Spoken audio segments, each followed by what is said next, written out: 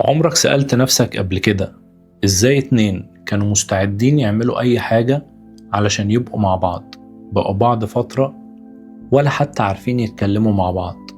إيه اللي حصل؟ هل الحب خلص؟ ولا هما اللي اتغيروا؟ ولا إحنا كنا بنحب فكرة الشخص مش الشخص نفسه؟ خليني أحكي لك حاجة. في بداية أي علاقة إحنا بنشوف أحسن نسخة من اللي قدامنا، وهو كمان بيشوف أحسن نسخة مننا. كل واحد فينا بيحاول يبان بأفضل صورة، بيستحمل وبيسامح وبيتغاضى وبيعمل حاجات يمكن بعد كده يبطل يعملها. ومن هنا بتبدأ أول صدمة، مش لأن الشخص اتغير، لكن لأنك بدأت تشوفه على حقيقته. بس هل ده معناه إن الحب من الأول كان كدبة؟ لأ.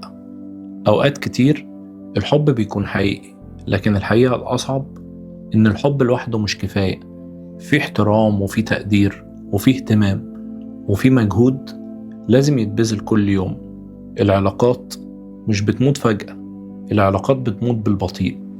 يعني مثلا رسالة ما يردش، عتاب يتأجل، ومشكلة ما تتحلش. حتى الاهتمام بيقل، تفاصيل صغيرة كلها بتتجمع لحد ما في يوم تبص للشخص اللي كنت مستعد تعيش عمرك كله معاه وتسأل نفسك سؤال: احنا وصلنا هنا ازاي؟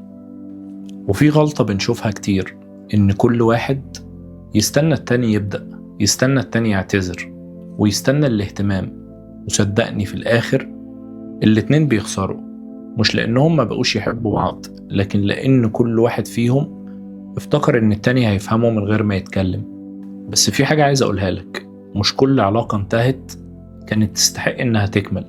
في علاقات انتهت لانها كانت مؤذية، وفي علاقات انتهت عشان كل واحد كبر في طريق مختلف. وده مش معناه ان حد فيهم وحش.